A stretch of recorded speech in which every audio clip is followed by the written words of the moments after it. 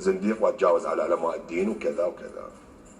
وانا هذا مهدي الصميداني ما يمثلني، انا عندي مراجع الشيخ عبد الملك السعدي الله يطول عمره، وعندي شيخ رافع الرفاعي. عندهم مرجعيه صدق، انت سحبتني لموضوع ثاني. منو مرجعيه سنه العراق؟ انا اي سياسي التقي به، منو مرجعيتكم كسنه؟ ما عندنا مرجعيه احنا، هذا جوابهم. يعني كانت كشيخ دين الشيخ حارث الضاري الله يرحمه.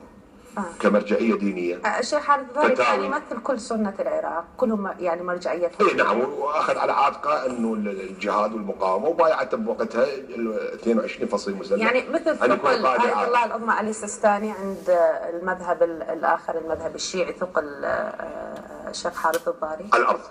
على الارض. طيب والان؟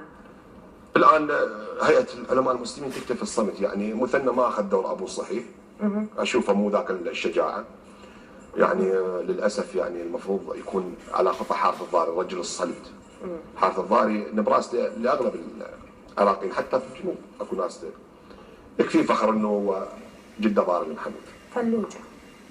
فلوجه المدينه اللي انظلمت وشبه الظلم، وبس القيل والقال، بس انه هي ابتليت بامر من الله ان تكون قبله المجاهدين، ان تكون قبله الناس. قبله المجاهدين لا قبله الدواعش؟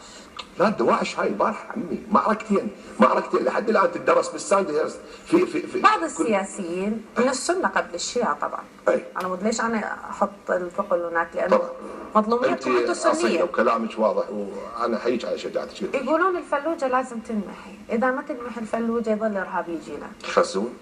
خسون والله يمضون وتبقى الفلوجه. شو ترد عليهم؟ لها اهلاهم والمساجد. مرحب باللي يجي والف الهلا وحياه، ما جوجوا يهود حتى ياجوجه، على جيوش الصليب القاتلها بنار، ودجل الخير نمساو انقلب روجه، ما نرحم اعدانا ودقنا مو بنصاف، ياهو طلع منا وطابا نفجوجه.